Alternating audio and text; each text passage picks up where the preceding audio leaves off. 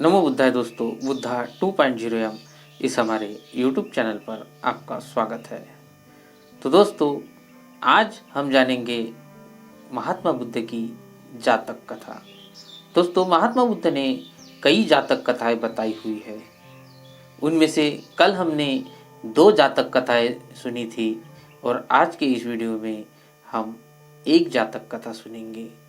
दोस्तों, महात्मा बुद्ध ने जातक कथाएं बताई है, वो है इंसान और जानवरों के बीच में। जातक कथा का मतलब होता है महात्मा बुद्ध के पूर्व जन्म की कहानियाँ। दोस्तों, बुद्ध धर्म के त्रिपिटक ग्रंथ में हमें इन जातक कथाओं का वर्णन मिलता है। दोस्तों, महात्मा बुद्ध ने उन जातक कथाओं में कई ऐसे राज खोले हैं, कई शिक्षाप्रद बताए हैं, कहानियाँ बताई है। इनमें इन जातक कथाओं में हम सीखने लायक होता है और हम उससे कुछ सीख सकते हैं। तो दोस्तों, इस वीडियो को आखिर तक जरूर देखना और अगर ये जातक कथाएं आपको पसंद है तो वीडियो को लाइक और चैनल को सब्सक्राइब करके बेल आइकन प्रेस कर देना, ताकि हमारे ऐसे ही जातक कथा वाले और बुद्ध ज्ञान वाले, बुद्ध उपदेश वाले वीडियो आप तक सबसे पहले पहुंच सके। तो दोस्तों, आज के इस कहानी का नाम है रुरु मृग। दोस्तों, अब हम चलते हैं अपनी कहानी की तरफ। दोस्तों, रुरु मृग एक मृग था। सोने के रंग में ढला उसका शरीर, सुंदर शरीर, सजील बदन, मानिक, नीलम और पन्ने की भांति की चित्रांगता और शोभायमान था। मखमल से मुलायम और रेशमी बाल, आसमानी आंखें तथा तराशे स्फटिक से उसके खूर और सींग सहज ही किसी का मन मोह लेने वाले थे। तभी तो जब भी वह वन में चौकड़ियां भरता तो उसे देखने वाला हर कोई आह भर उठता। जाहिर है कि रुरु एक साधारण मृग नहीं था।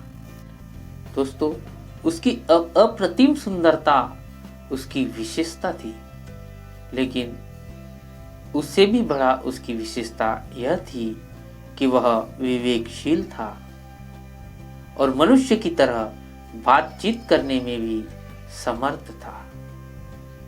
पूर्व जन्म के संस्कार से उसे ज्ञात था कि वह मनुष्य स्वभावतः एक लोभी प्राणी है और लोभवश वह मानवीय करुणा का भी प्रतिकार करता है। दोस्तों, मनुष्य एक लोभी है। दोस्तों, लोभ को छोड़ दो। पिछले वीडियो में भी हमने इसी लोभ के कहानी सुनी थी। दोस्तों, लोभवश वह मानवीय करुणा का प्रतिकार भी करता था। फिर भी सभी प्राणियों के लिए उसकी करुणा प्रबल थी और मनुष्य उसके करुणा भाव के लिए कोई अपवाद नहीं था। यही करुणा रुक की सबसे बड़ी विशेषता थी। दोस्तों, एक दिन रुरु जब वन में स्वच्छंद विहार कर रहा था तो उसे किसी मनुष्य की चिकार सुनाई दी। उसे मनुष्य की कुछ चिल्लाने की आवाज सुनाई दी। अनुसरण करता हुआ जब वह घटनास्थल पहुंचा तो उसने बड़ी ही पहाड़ी नदी की धारा में एक आदमी को बहता देखा। वो आदमी नदी के धार में बहता जा रहा था और वो खाई में गिर जाएगा। ऐसा सोचकर वह रुरु की करुणा सहज ही फूट पड़ी।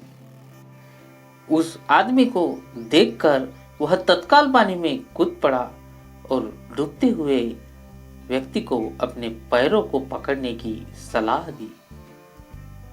डूबता व्यक्ति अपनी घबराहट में रुरु के पैरों को पकड़कर उसके ऊपर ही सवार हो गया। नाजुक रुरु उसे झटक कर अलग भी कर सकता था, मगर उसने ऐसा नहीं किया। अपितु अनेक कठिनाइयों के बाद भी उस व्यक्ति को अपनी पीठ पर लाद बड़े संयम और मनोबल के साथ किनारे पर उसे पहुंचा दिया और उसकी जान बचा ली। जब उस आदमी ने रूरू को धन्यवाद देना चाहा तो रूरू ने उसे कहा, अगर तुम सचमुच में मुझे धन्यवाद देना चाहते हो तो यह बात किसी को मत बताना कि तूने एक ऐसे मृग द्वारा पुनर्जीवित पाया है जो एक विशिष्ट स्वर्ण मृग है, क्योंकि तुम्हारी दुनिया के लोग जब मेरे अस्तित्व को जानेंगे तो वे निसंदेह मेरा शिकार करना चाहेंगे, क्योंकि ये मनुष्य की हॉबी है। इस प्रकार उस मनुष्य को विदा कर रूरू पुनः अपने निवास स्थान को चला गया। दोस्तों, कालांतर में उस राज्य की रानी को एक स्वप्न आया। उसने उस स्वप्न में रूरू को साक्षात देख लिया। रूरू की सुंदरता पर मुग्ध वो रानी हर सुंदर वस्तु को प्राप्त करने की तीव्र अभिलाषा से रूरू को अपने पास रखने की उसकी लालसा प्रबल हुई। उसे लालसा छूटी, उसे लालच हुआ। तत्काल उसने राजा से रूरू को ढूंढकर लाने का आग्रह किया। दोस्तों, सत्ता में मद ने चूर राजा उसकी याचना को नहीं ठुकरा सका। उसने नगर में ढिंडोरा पिटवा दिया कि जो कोई भी रानी द्वारा कल्पित मृग को ढूंढने में सहायक होगा उसे वह एक गांव तथा 10 सुंदर युवतियां पुरस्कार में दूंगा। दोस्तों, राजा के ढिंडोरे की आवाज उस व्यक्ति ने भी सुन ली जिसे रूरू ने बचाया था। उस व्यक्ति को रूरू का निवास स्थान मालूम था। बिना क्षण गवाए वह दौड़ता हुआ राजा के दरबार में पहुंचा। फिर हाँफते हुए उसने रूरू का सारा भेद राजा के सामने उगल डाला। राजा को रूरू के निवास स्थान का पता चल गया तो राजा और उसकी सिपाही उस व्यक्ति के साथ तत्काल उस वन में पहुंचे और रूरू के निवास स्थल को चारों ओर से घेर लिया।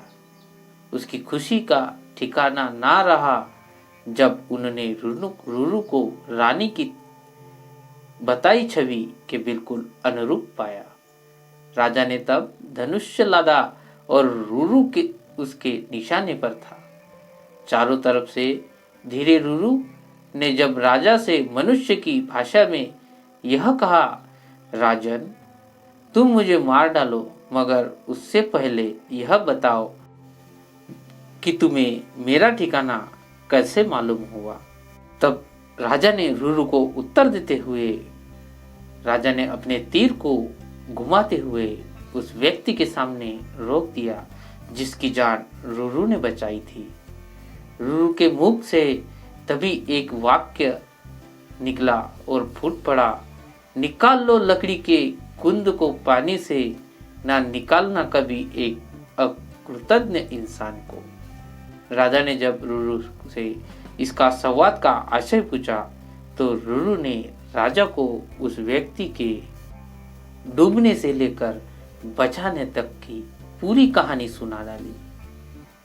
रूरू की करुणा ने राजा का करुणा को भी जगा दिया था। उस व्यक्ति की कृतज्ञता पर उसे रोज भी आया। राजा ने उसी तीर से जब उस व्यक्ति का संहार करना चाहा तो करुणा अवतार मृग ने उस व्यक्ति का वध न करने की प्रार्थना की।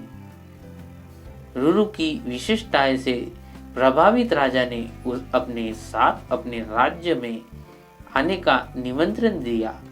रूरू ने राजा के अनुग्रह का नहीं ठुकराया और कुछ दिनों तक वह राजा के आतिथ्य को स्वीकार कर लिया और उस राजा के साथ रहने के बाद वह पुनः अपने घर लौट आया।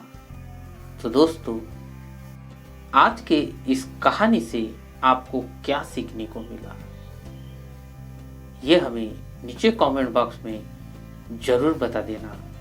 और अगर ये वीडियो आपको अच्छा लगा हो तो इसे शेयर जरूर कर देना, ताकि ये जातक कथाएं आपके दोस्तों में जरूर बढ़ सके।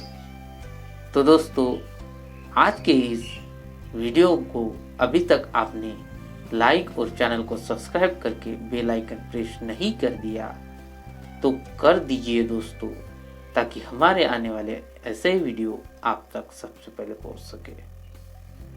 तो दोस्तों, मिलते हैं अगले वीडियो में।